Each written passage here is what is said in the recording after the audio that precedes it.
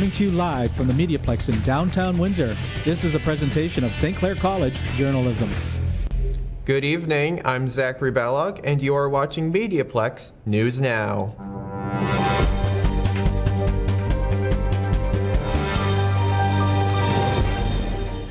Windsor police are investigating 3 incidents of shots fired over the weekend. Saturday morning, police were called to the 2900 block of Walker Road after multiple callers reported hearing gunfire.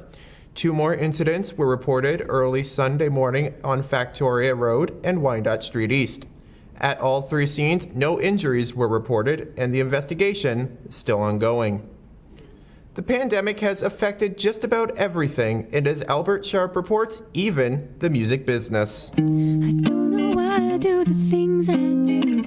Windsor is full of musicians looking to explore their passion. And while the allure of professional studios can be tempting for artists, the rise in music streaming is leaving many of them struggling to justify the price. We saw how expensive that became and how the music industry was shifting so that recordings weren't as lucrative as they used to be. So it got harder and harder to justify forking out, $10,000 to make a record that wasn't going to make back that much money, not that quickly anyway. As a result, many have turned to recording independently so they can create without the pressure to make back their investment right away. First 2 albums that we did, we were paying about $30 an hour studio time. And the last 2 albums, we had a friend with a home studio that didn't want money. So we scored big time there.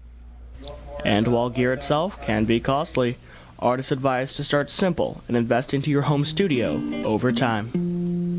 So while the dream of big studios holds true for many artists, sometimes all you need is a basement, a little bit of gear, and the right passion. For MediaPlex News, I'm Albert Sharp. Different students have different impressions about online learning. Simranjeet Kaur tells us more. Fall 2020 semester started with online learning and many on-campus protocols in Windsor. There was a lot of hard work by faculty and staff over the summer to get everything ready for the fall. Manpreet Singh is a student of mechanical engineering at St. Clair College and he enjoys online learning. The online learning is one of the best method because one can learn on their own pace. Some students have to, for understanding something, they have to watch the video again and again to understand some points. It is flexible for working students to do online learning along with their work. They can schedule their study according to their work schedule. Blackboard Collaborate, Microsoft Teams and Zoom are the tools being used to support online classes. Gurpreet Singh is an international business management student and he says there are challenges in online study. I think that I have lost some precious moments which I can gain during the college time. In college we can gain some more experience wandering over there and sportsplex and meeting with some new friends. Students are having challenge in lot of smaller assignments as instructors do facilitate online engagement instead of midterm or final exam. Winter session will adapt according to the situation of COVID-19. I'm Simranjeet Kaur reporting for MediaPlex News. Windsor Public Library reopened all their branches September 8, and Adam Craig, a branch manager, said it has been successful. Tega Awambasui tells us more. Early this September, the Windsor Public Library officially opened up all its branches to the public. After successful reopenings in the Budimir, Central, Local History and Riverside branches, they decided it was safe to reopen the rest. It has been over a month since the reopening, and Adam Craig, a manager at the Central branch, says it's going fine. It's actually been great since we've been back. So I'm not sure if you're aware, but we did a lot of moving of our services online during the pandemic while our physical building was closed. And we haven't actually been in this building for very long. But when we did reopen, it was almost like there was a renewed kind of sense of usefulness and purpose for the library. The number of customers allowed at each location is limited, and customers are asked to self-screen while visiting. This has been Tega Obasiwe for MediaPlex News Now. Dan Gray is a journalist and MediaPlex grad, and he joins us today from the Great White North. Today we are being joined by Dan Gray, a reporter for Superior Media in Sault Ste. Marie. Hi, Dan. So you are joining us from the Great White North. Our producer Dave says it's already snowing. Are you ready for that? Unfortunately, it has already snowed, and it's different weather than it is down in Windsor, and there is snow on some of the stuff because I'm looking at the window here. Am I ready for it? Yeah, I guess I don't have much of a choice. So what are the big stories and issues that you're covering in Sault Ste. Marie? Currently, what is getting traction on our website is stuff to do with what the people want. So in this case, it's crime. We have a drug addiction issue. We have the same sort of issues that most border cities have. And they drive our traffic, and that is what is important up here right now. Crime and what the city is doing and where we're spending money. I know that you're a graduate of the journalism program. What would you tell a young journalist trying to break into the business? Persistence. And don't stop doing it. If you want to be a journalist, you're probably not going to get the job right away, right out of school. But if you're persistent at it, you keep writing, you keep looking for freelance positions, you run your own news blog, you will break into the industry. What was the most important thing you learned while you were here? Time management. Understanding how you put together a story where it goes in your day and how to make that fit with everything else that is demanded upon a journalist. So how do you see the future for journalism and journalists? The future of journalism and the future of journalists, from my perspective, is brighter than the main media would maybe like to put out. Based on people still need to be held accountable. There's still always going to be somebody's story to tell. And whether you're working for a big network or whether you're working for more of these independents that are starting to come out like I do, there's always going to be some place in some part of the world for a story to be told, because it just needs to happen. I understand we might see more of you as our reporter from the North. What kind of things might you be talking about? This is not necessarily news to me, but it might be news to my people that are watching this right now. We're talking about doing something to the effect of, this is what's happening and it's important to us up here. It maybe isn't the same as it's important to you guys down there, or are we facing different issues than maybe you are being at the other tip of the province? Well, thank you for joining us. Today we have been joined by Superior Media reporter and MediaPlex graduate Dan Gray. Creating green space and trails is important for many in Essex County, and I had a chance to get out and find out what's new. Calling all hikers, walkers, and single-track cyclists, the Essex Region Conservation Authority is looking to create a trail at the Holiday Beach Conservation Area. The Amherstburg Foundation website reports that the trail's typography would be generated by fill from a created wetland on the property, which, combined with restoration of existing farmlands, places the trail within a restoration site. Kieran McKenzie, the chair of the Essex Region Conservation Authority, says that he hopes it will bring more people to the area. For people to live and enjoy, and this project is a perfect example. In about a year's time, we'll see cyclists more cyclists in Holiday Beach, and more people enjoying the walking trails as well. So we're just very much grateful for the partnership and looking forward for the project to move forward. This project is split into 3 phases and will benefit the Marshes and Lake Erie areas. This project has a price tag of about $75,000, and only 82% for the first phase has been raised so far. If you are interested and would like to donate, you can go to essexregionconservation.ca. For MediaPlex News Now, I'm Zachary Balogh. Mental health can be a struggle, and the pandemic has created many new sources of stress. This is the topic of this Health Minute. Hi, I'm Liam Major, and welcome to Health Minute. Today we'll be talking about the coronavirus and how it relates to the mental health of Canadians. Everybody's talking about the virus nowadays, but the mental health concerns it can create have been less vocalized. However, a study by the Centre for Addiction and Mental Health shows that perhaps it should be a bigger part of the conversation. In the study, researchers found that 1 in 5 adult Canadians have sought out professional help due to mental health concerns related to COVID-19. They also found that 25.8% of Canadians polled had fear of getting the virus, an increase from the 20.3% recorded from the summer. Overall, it seems that COVID-19 is taking an increasingly heavy toll on Canadians' mental health. These numbers are worrisome, and certainly an indication that mental health issues are a less discussed side effect of the pandemic. For Health Minute, I'm Liam Major. Crime never stops, and neither do our friends at Crime Stoppers. Savannah Mills had a chance to sit down with them. Today we are joined by Constable Tim Harrington from Crime Stoppers. Tim, what's new today? Thank you, Savannah. The Windsor Police Service Major Crime Branch continues to actively investigate the 2018 murder of Jerome Allen. October 19th of this year marks 2 years since the disappearance of Allen. The Windsor Police Service is convinced that this matter remains a homicide investigation. Recently, the Windsor Police Services Board approved the doubling of the reward offered in this active investigation. The previous reward of $5,000 has been increased to $10,000 for any information that leads to the arrest and prosecutions of the parties responsible for the murder of Allen.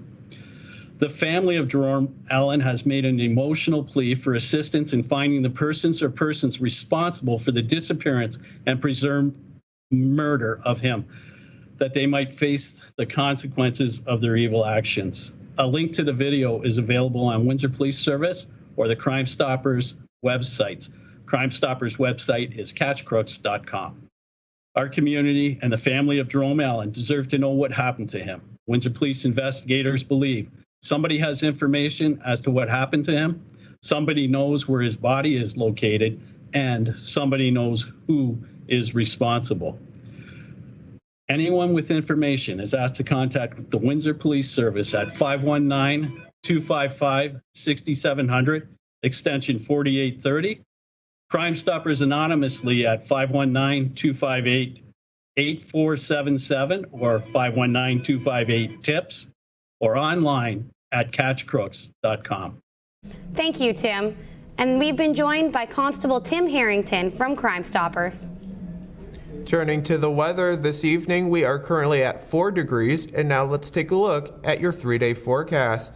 Wednesday, we will see some clearing at a high of 11. Thursday, a chance of showers and a high of 10. And Friday, sunny with a high of 9.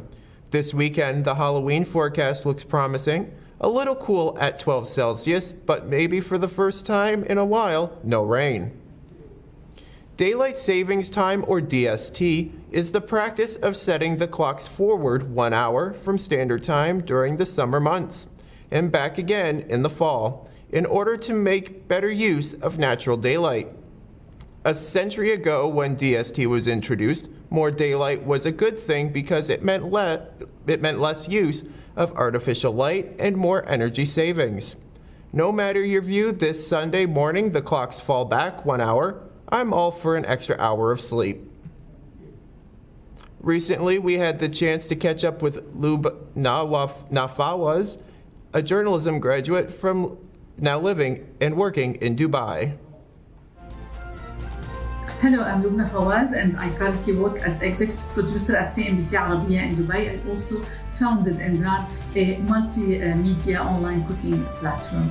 The Media Convergence program at the MediaPlex added valuable perspectives to my previous experience. With the program at the MediaPlex, I was able to refine my skills. I was able to highlight my strength and to discover my weaknesses and work on them under a valuable guidance and a very supportive environment.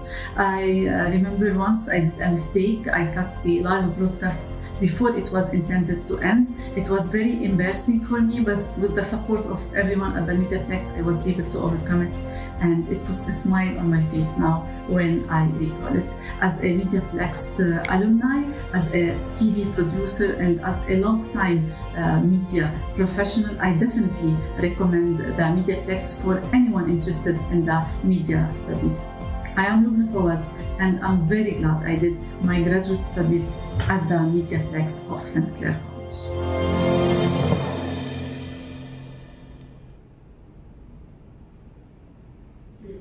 Reverend Ron Dunn joined us in studio to talk with Jessica Tatton about the Downtown Mission's plan going forward.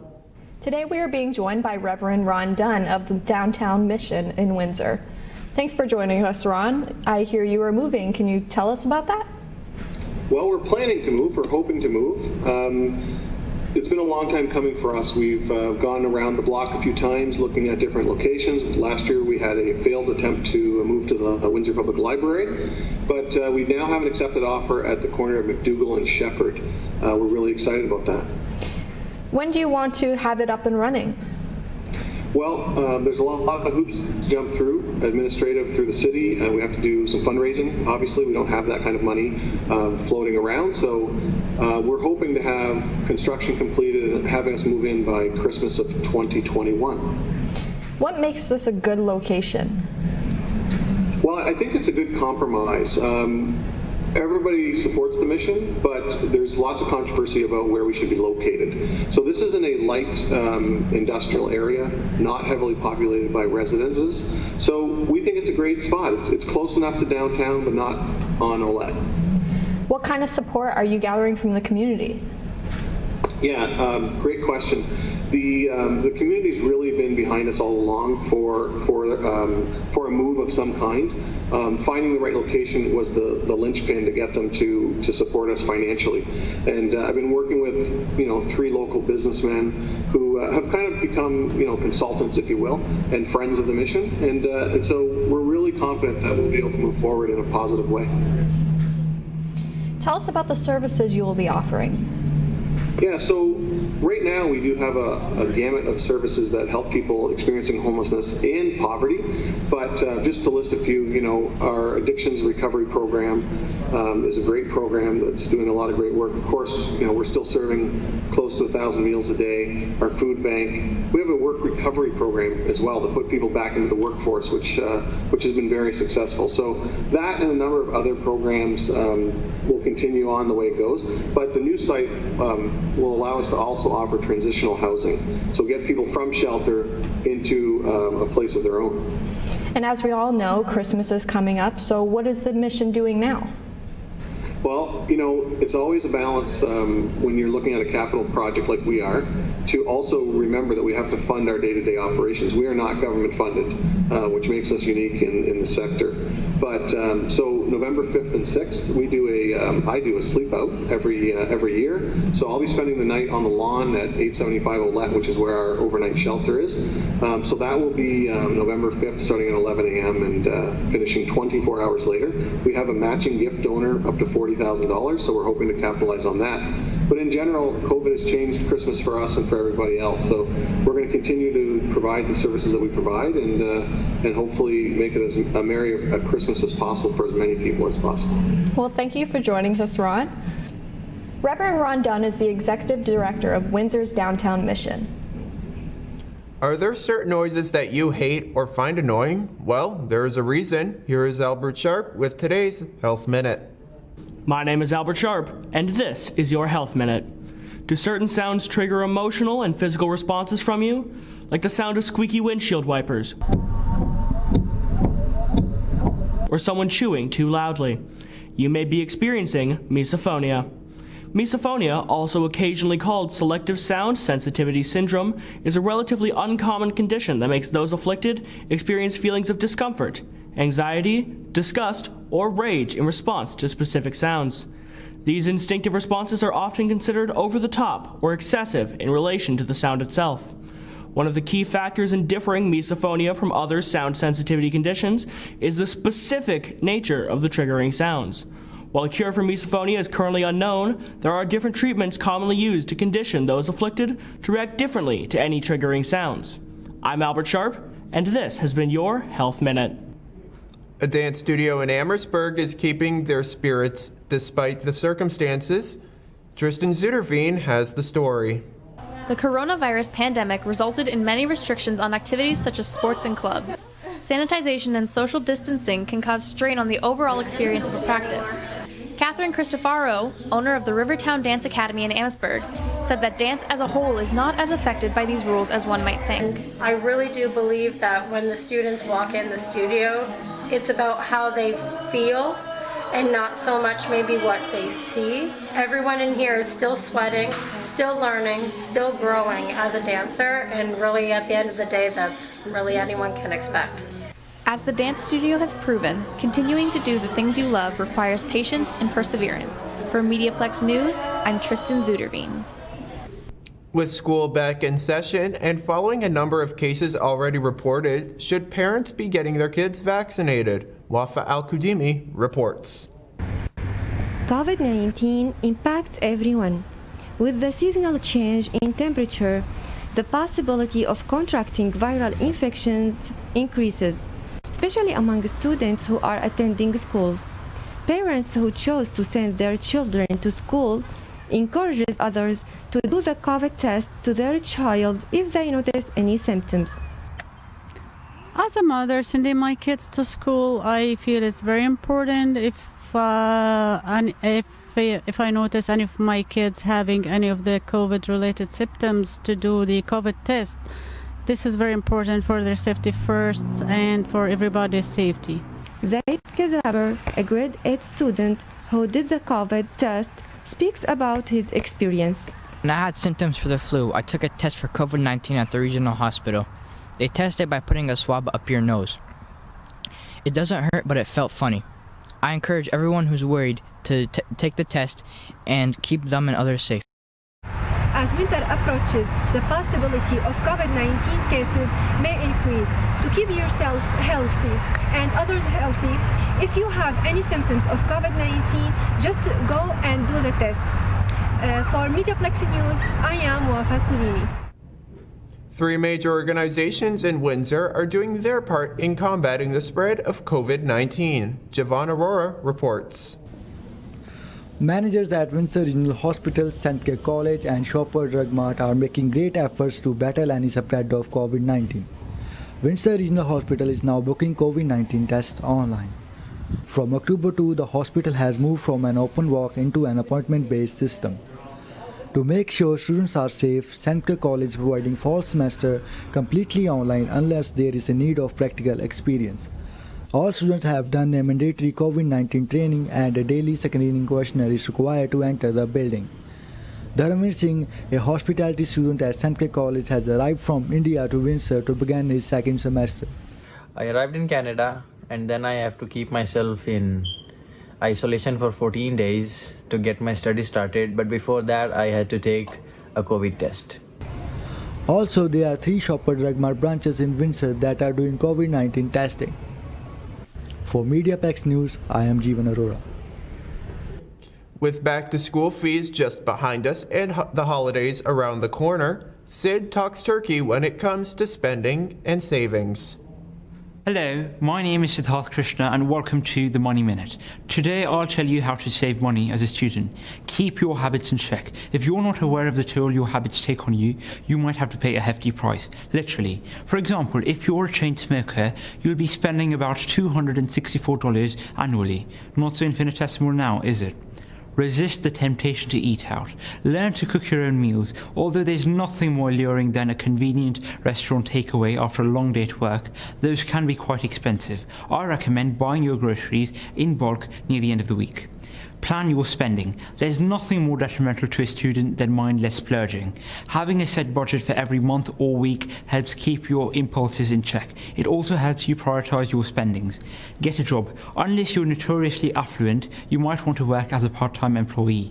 Apart from the financial stability that you attain, you'll also acquire valuable professional know-how. So watch your spending and you might have something left for Christmas. Be wise, Windsor. I'm Sid. If you have ever wondered what we do here at the MediaPlex, then here is a glimpse from those who work and study here.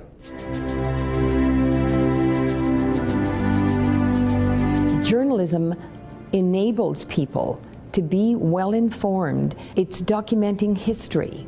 It's an extraordinary way for people to be connected with their community. What happens in the world affects us. What happens in our community affects us. What happens in the province affects us. And we get to be the eyes and ears and tell the stories. There are many stories that need to be told, and those things add value to our life. It's neat to know that so many people are relying on me. It makes you strive for perfection, or it makes you strive for accuracy.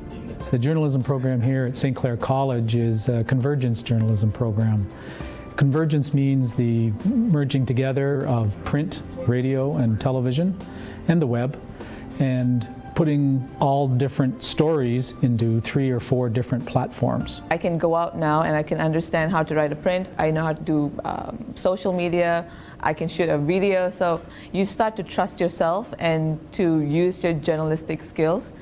In 21st century newsrooms, journalists have to be able to do it all. We ask every one of our reporters to tell stories in multiple ways. There's a different style of writing for print than there is for radio, than there is for television.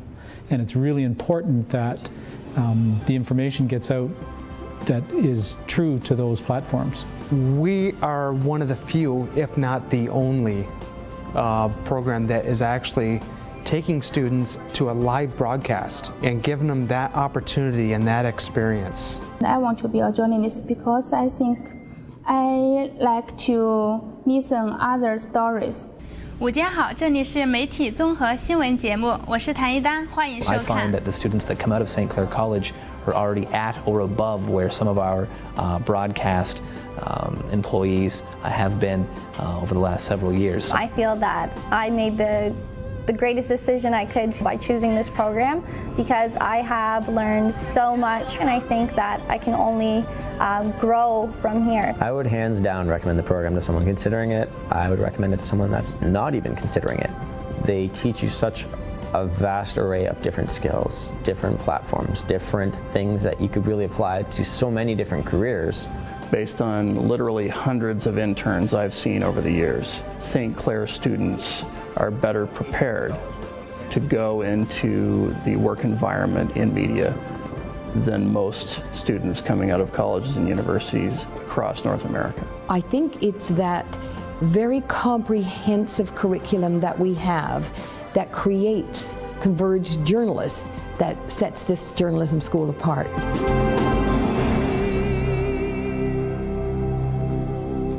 The countdown to Devil's Night has begun, and Tyler Clapp has the scoop on how much people are spending this Halloween.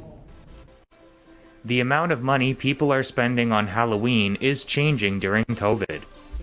Sue Hancock is the manager of Exodus Escape Room, which features a Halloween room. She said the business is doing its best to get customers despite challenges. We want to make sure that the rooms are safe for everyone. I mean, we're locking people in a room together, which isn't very COVID friendly. Other forms of Halloween spending are also ongoing during COVID-19. Thiessen's Apple Orchard in Leamington offers a wide variety of holiday-themed events, including a corn maze, magic show, and haunted barn for young and old alike.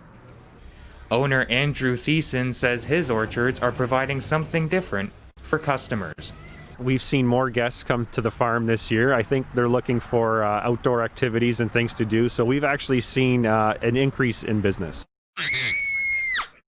Another popular form of Halloween spending lies in haunted houses. While some have chosen to sit out the season, Windsor's very own scare house is continuing on. Co-owner Sean Lippert said time will tell if COVID-19 will set back his attraction. We're trending to be just a little bit below what would be a normal year, but we're hoping for bigger and better things as we get closer to Halloween. In short, Halloween spending during COVID-19 is revealing itself to be a mixed bag. Hopefully more treats than tricks. For MediaPlex News, I'm Tyler Clapp. Thanks for tuning in. I'm Zachary Balogh, and you've been watching MediaPlex News Now.